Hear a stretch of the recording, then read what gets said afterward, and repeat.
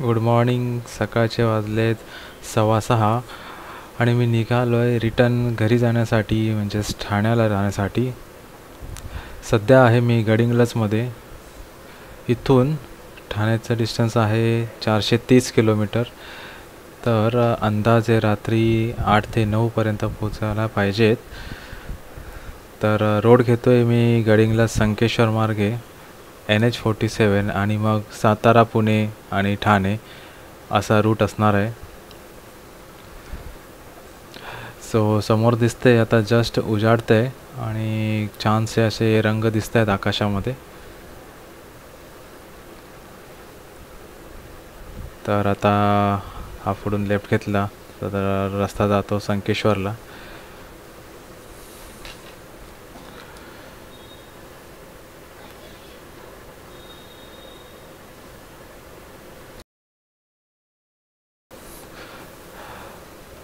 तर आता 600 रुपयाचं पेट्रोल टाकलं आहे. सध्या कर्नाटकात आहे, इथे पेट्रोल महाराष्ट्रापेक्षा स्वस्त आहे. सो इथे आपण पेट्रोल भरून घेतलं आहे. आता पुढे निघूया. थोड्याच वेळात महाराष्ट्र कर्नाटक बॉर्डर येईल. तिथून आपले महाराष्ट्रातले पेट्रोल पंप सुरू होतील आणि पेट्रोल कर्नाटकच्या तुलनेत महाग आहे महाराष्ट्रात.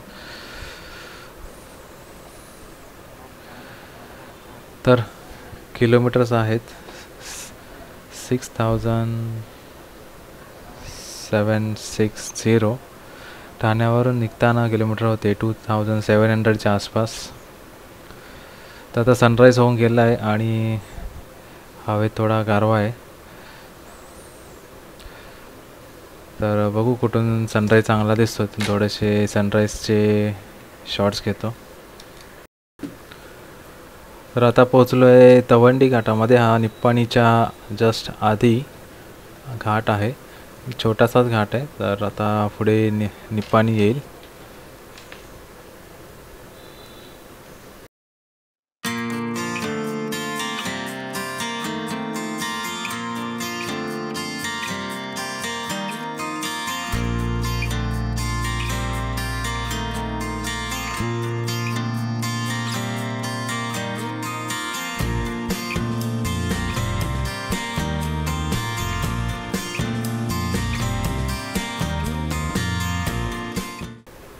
तर समोर दिसतो आहे सनराईज आणि जस्ट तवंडी घाट उतरून खाली आलो आहे. इकडे असं ब्रिजचं काम चालू आहे आणि काही वर्षात 1 ते 2 वर्षात हा ब्रिज सुरू होईल आणि मे बी हा ती डायरेक्ट गोवा साईडला कनेक्ट होईल. सो तर पुढे जाऊन बघू, कुठेतरी नाश्ता करूया.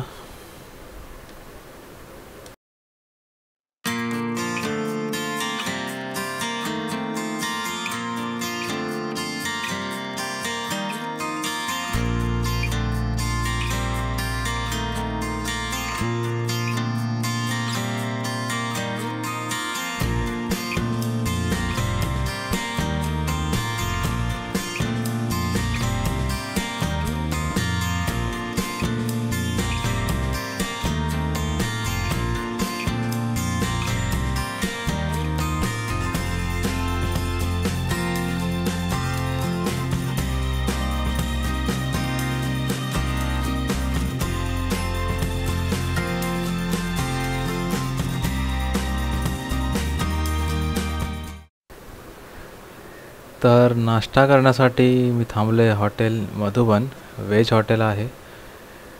जस्ट कोल्हापूर आणि कराडच्या मध्ये हे हॉटेल आहे. तर मी मागवली आहे मिसळ. ते सकाळ सकाळी फक्त 2च आयटम होते. एक होती मिसळ, दुसरे होते कांदे पोहे. तर मी मिसळ मागवले आणि त्यांनी बराच एक्स्ट्रा रस्सा पण दिला आहे आणि त्यावर बरंच तेल आहे. पण मला एवढा रस्सा तर लागणार नाही आहे, फर्स्ट एवढी मिसळ भरपूर झाली. तर नाश्ता करून घेतो.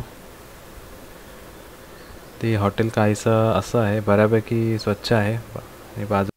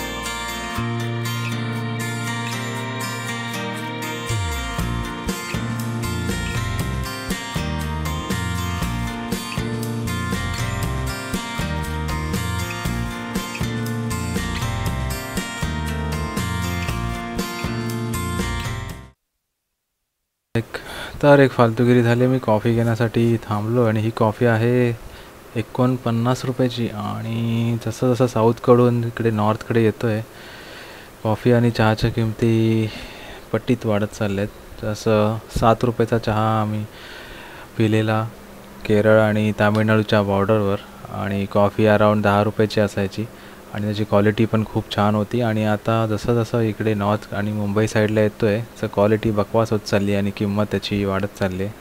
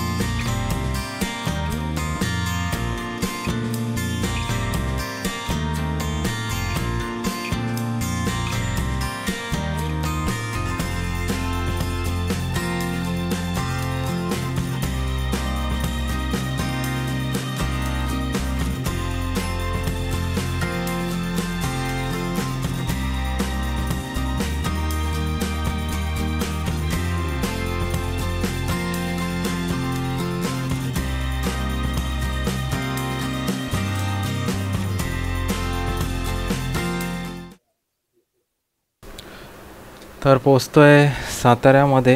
आणि साताऱ्यामध्ये काय घ्यायचं आहे, तर साताऱ्यामध्ये घ्यायचं आहे घरी नेण्यासाठी कंदी पेढे. आणि आमचं एक ठरलेलं ठिकाण आहे, तिथेच आम्ही कंदी पेढे घेतो. तर ब्रिज उतरून खाली जायचं आहे आणि कंदी पेढे घेतो आणि मग पुढे जाऊया. तर हेच आहे जे पिवळ्या बोर्डमध्ये दिसतंय, आहे जांभळे बंधू. नॉर्मली आम्ही इथेच कंदी पेढे घेतो, आतली चव बरी असते. तर जाऊया आणि थोडे कंदी पेढे घेऊ आणि जमलंच थोडासा नाश्ता देखील करू, बघू.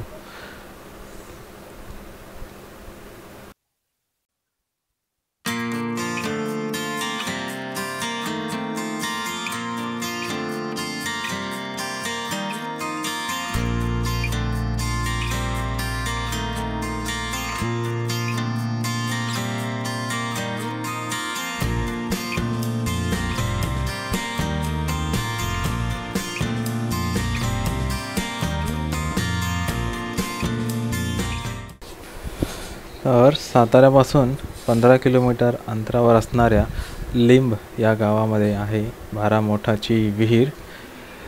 तर या विहिरीला तरी हिस्टॉरिकल इम्पॉर्टन्स आहे. आणि समोर दिसते ती आहे विहीर, तिकडे जाऊन बघूया विहीर कशी आहे. तर ही विहीर सैराट या मूवीमध्ये देखील याचं शूटिंग झालेलं. तर त्यातलं एका गाण्यामध्ये चं शूटिंग आहे, तर ते सैराटमधलं गाणं बघून हा व्हिडिओ बघा, मग तुम्हाला कळेल.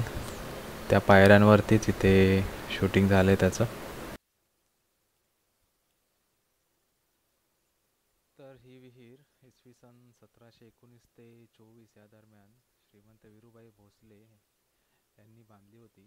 तर छत्रपती शिवाजी महाराजांचे नातू म्हणजे संभाजी महाराजांचे पुत्र शाहू महाराज यांच्या कारकिर्दीमध्ये हे बांधकाम करण्यात आले. तर त्यावेळेस लिंबगावाच्या आसपास 300 झाडांची आमराई होती आणि या आमराईसाठीच त्याला लागणाऱ्या पाण्यासाठीच या विहिरीची रचना केली गेली होती. तर या विहिरीला एका वेळेस 12 मोठा लावता येतात, म्हणून तिचं नाव असं 12 मोठांची विहीर आहे.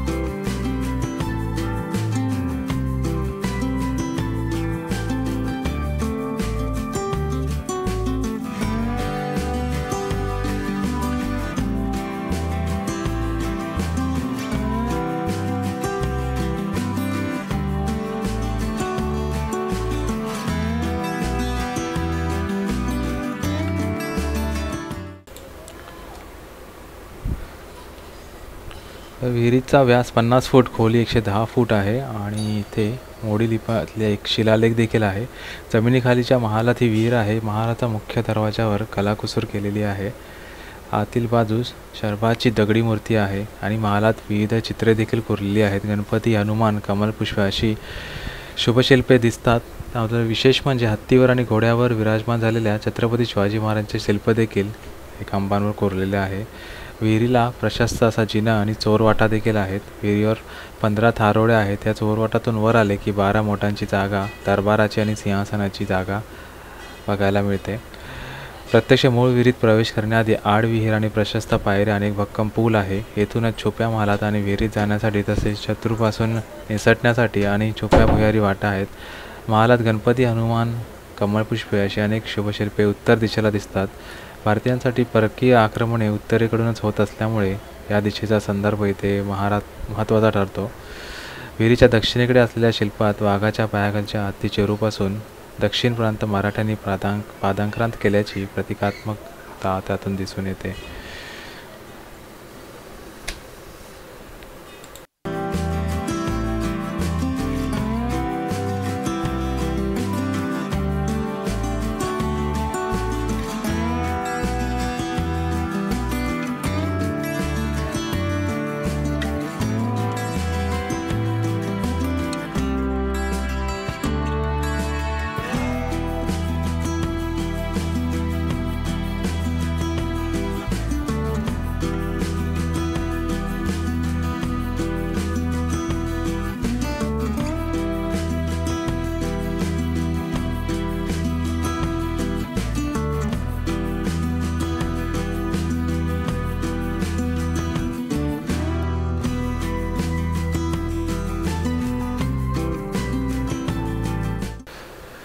तर इथे विहिरीच्या बाजूलाच गावातले काही जण हे विकत होते. तर ही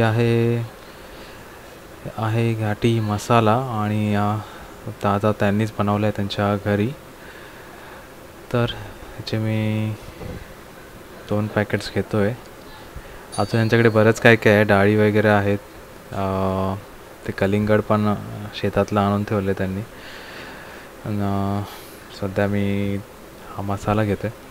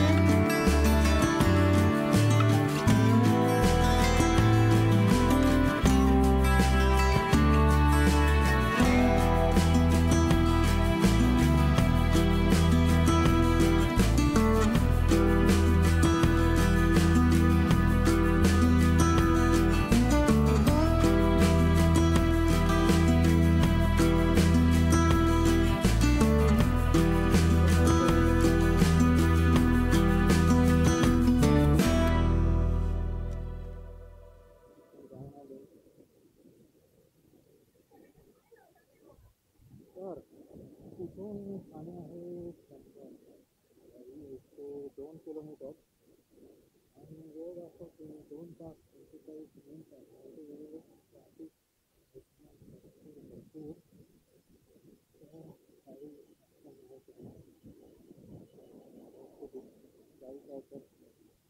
तुला कमी ट्रॅफिक साईड निघून जाऊ इथे ना फॅमिली बरोबर आलो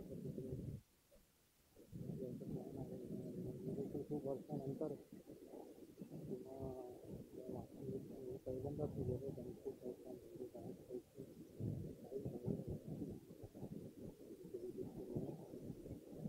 पण आता लोणावळा आहे 7 किलोमीटर आणि घरी बोलतो ना फक्त 100 किलोमीटर